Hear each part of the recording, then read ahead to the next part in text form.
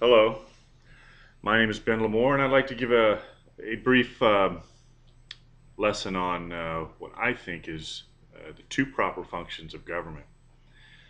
To start off with, governments were created and instituted among men to protect them in their inalienable rights and their property and not take them away. Let me read that again.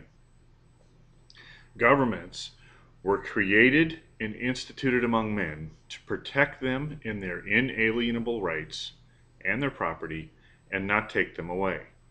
That's basically, in a nutshell, the proper role and proper function of government. In my opinion, we would all be much better off if government performed only two tasks. And that is, before I go into that, let me first of all say that I put a lot of thought into this and I believe I'm correct. And that is to protect us from foreign invasion is their first responsibility. And along with the federal governments, state governments, the privately operated and funded militias of the various states could also join with them in protecting us from foreign invasion. Of course, foreign invasion means if someone crosses our borders here in the United States. I'm not talking about going overseas and killing innocent people in the Middle East, okay? Talking about foreign invasion. That's their first responsibility. And the second responsibility then is to police themselves and not the people. Now, that's an interesting concept. Let me explain. The responsibility of government would then be to police themselves and not the people. What would they police? Well, they would police the local and state governments as well as themselves to ensure that they never plunder our property nor take our God-given rights from us.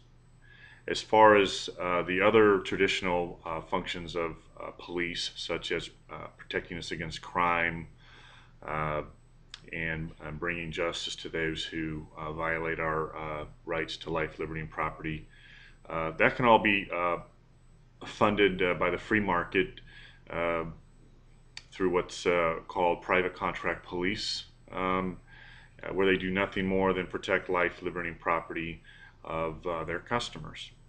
We could also have private schools, private post offices ad infinitum. For example, let me give you an example. When the state of Missouri back in the 19th century plundered the property of the Mormon people, a lot of people don't know the history of the Mormon people in the United States, that they were plundered and murdered, and their property was taken from them by the state of Missouri.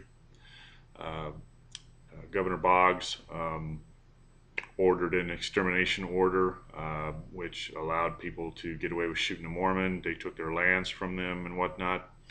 The federal government could and should have come to the rescue and policed the state of Missouri, policed the government, and executed justice by restoring the LDS people to their lands, restoring their property, and bringing their murderers to justice, and that would include Governor Boggs.